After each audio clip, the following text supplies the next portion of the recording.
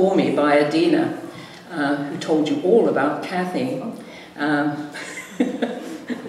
So all I can say is Kathy is a good friend of mine. I've known her for many years now, and I value her literary judgment very much indeed, and I know you know her well too, Kathy Page.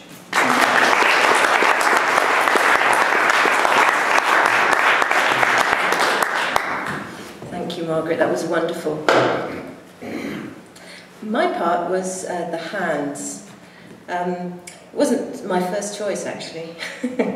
I chose the face first, but then I gave it to Julian, because I thought he had a better story to tell.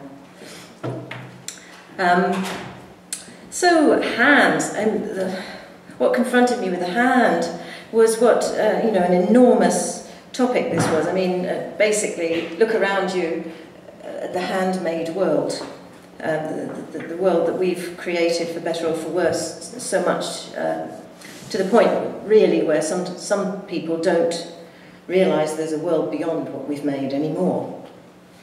I was fascinated by lots of things in the research I did, but in the end, the essay turned out to be a two-stranded essay in which material about what the hand is and what it does is braided in with a more personal story about how hands connect the people in my family together.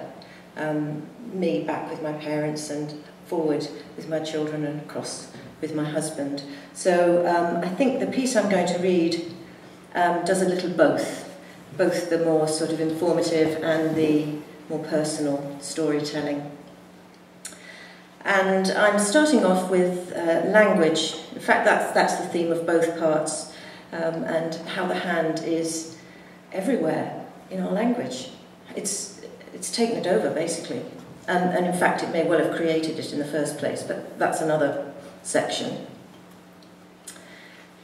We talk of someone as being a handful, or of losing his grip on a situation, of burning his fingers, of forcing another person's hand, or giving them a free hand or a handout, of lending a hand, being heavy-handed. We say that someone has played into our hands. "Give me a hand!"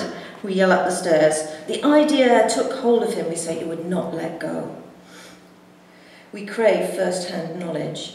We speak of someone as grasping, meaning greedy, or say with approval that they have grasped an idea. We observe that the left hand does not know what the right is doing. Notice that so-and-so is living hand to mouth. We long to wash our hands of a problem, thirst to take the law into our own hands, struggle to get the upper hand, and some of us have roving hands. And when looking for a sexual encounter, we might pick someone up. And a hand is also a set of cards, and hence the chance we are given in life, and we play our hand as best we can, or we show it, or we don't. We try to keep our hand in and long to win, hands down. Some of us have blood on our hands. We speak of the iron fist in the velvet glove, of being manipulated. One hand, we say, washes the other. Hand it over, we say. Get a grip.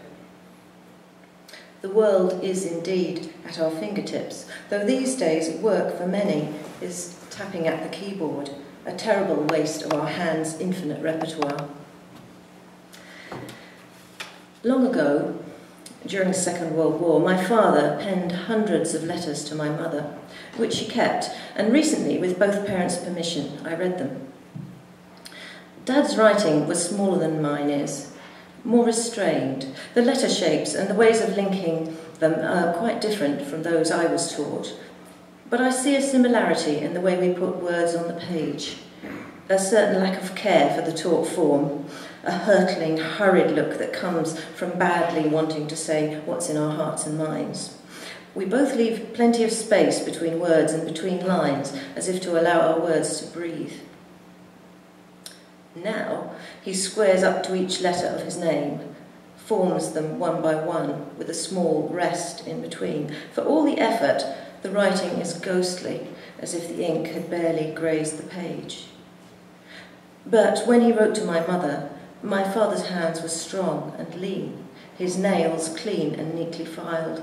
He wrote unhindered, pouring his thoughts onto the page. I know from the letters themselves how, at the beginning of his 5-year journey, the noise and vibration of the troopship's engine was transmitted through every surface and fitting, even the clipboard on his lap and the pen itself. A fountain pen at the beginning of the war, and later in the desert it was a pencil stub. Darling, my handwriting is terrible. The ship makes it shake. Forgive me. I have been remembering how you... He recounted his daily life, skating over the combat side of things. He remembered caressing my mother. He sent poems written after brief home leaves and wrapped up packets of stockings and bolts of silk to mail back home. Writing, no doubt, was a small respite from the work of the war. His hands also fired a small automatic rifle called a Bren gun, and heavy artillery too. They dismantled mines, repaired trucks, and improvised equipment out of scraps of metal and wire. After his return, there were no more letters. A postcard, perhaps, if he was away on business. He wrote at work, columns of figures, notes, reports, speeches.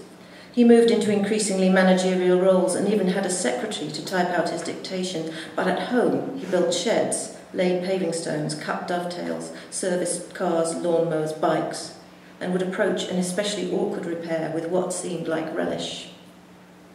He signed himself, Love, Dad, at the end of the letters that my mother wrote to me. Thank you.